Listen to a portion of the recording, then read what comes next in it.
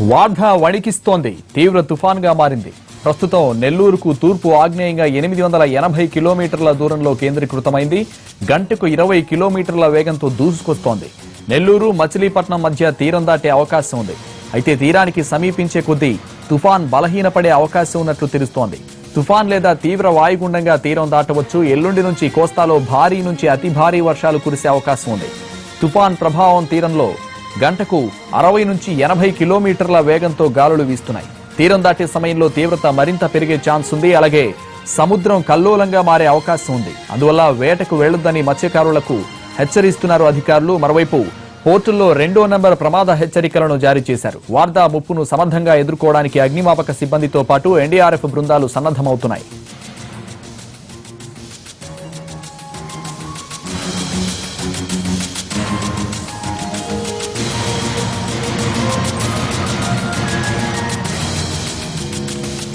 వార్ధా తుఫాన్ తీవ్రతకు సంబంధించి మరింత సమాచారం మా ప్రతినిధి అశోక్ అందిస్తారు. అశోక్, వార్ధా తుఫాన్ తీవ్రత ఎలా ఉంది? వాతావరణ శాఖ అధికారులు ఏమంటున్నారు?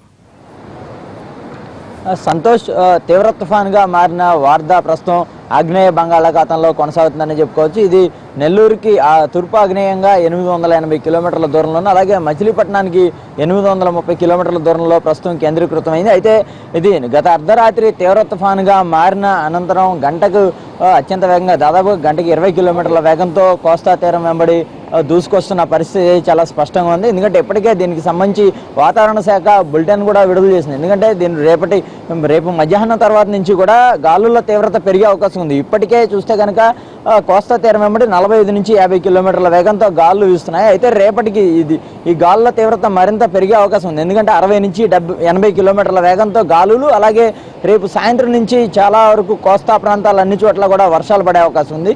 అయితే ఎల్లుండు ఈ పరిస్థితి మరింత ఉధృతంగా ఉండొచ్చు అని చెప్పుకోవచ్చు. ఎందుకంటే తీవ్రంగా ఏదైతే ఈ వార్ధా తుఫాన్ ఏదైతే ఉందో ఇది తీవ్ర తుఫానుగా మరొక 24 గంటల పాటు కొనసాగే అవకాశం ఉంది. దీంతో ముఖ్యంగా ఇటు ఉభయ గోదావరి జిల్లాలతో పాటు దక్షిణ కోస్తాలో చాలా చోట్ల భారీ నుంచి అతి భారీ వర్షాలు పడే అవకాశం ఉందని వాతావరణ శాఖ హెచ్చరించిన పరిస్థితి ఉంది. మరోవైపు సముద్రం చూస్తే కనుక ఇప్పటికే ఉదయానికి ఇప్పటికీ చాలా మార్పు ఉందని చెప్పుకోవచ్చు. ఎందుకంటే కొంత ఇక్కడ అలజడి పరిస్థితి అయితే కనబడుతుందని చెప్పుకోవచ్చు. అలలు కూడా రెగ్యులర్గా ఉన్న పరిస్థితి కంటే కూడా కొంత ఉవ్వెత్తుగా ఎగిసిపడుతున్నాయి. కెరటాలన్నీ కూడా తీరం వైపు ముందుకు చొచ్చుకొస్తున్న పరిస్థితి చాలా స్పష్టంగా ఉంది. అలాగే ఇటు కోస్తా తీరం వెంబడి ఉన్న అన్ని లోతట్టు ప్రాంత ప్రజలను కూడా ప్రభుత్వం అప్రమత్తం చేసింది. ఇప్పటికే ఏదైతే ఈ విపత్తుల నిర్వహణ శాఖ ఏదైతే ఉందో దీనికి సంబంధించి ఇప్పటికే పూర్తి స్థాయిలో దాదాపుగా అటు నెల్లూరు నుంచి ఇటు కోస్తా ఇటు వైజాగ్ వరకు కూడా ఉన్న తీర ప్రాంత ప్రజలను అప్రమత్తం చేసింది. అలాగే ఆ ఏరియాలో ఉన్న అధికారులందరినీ కూడా ఇప్పటికే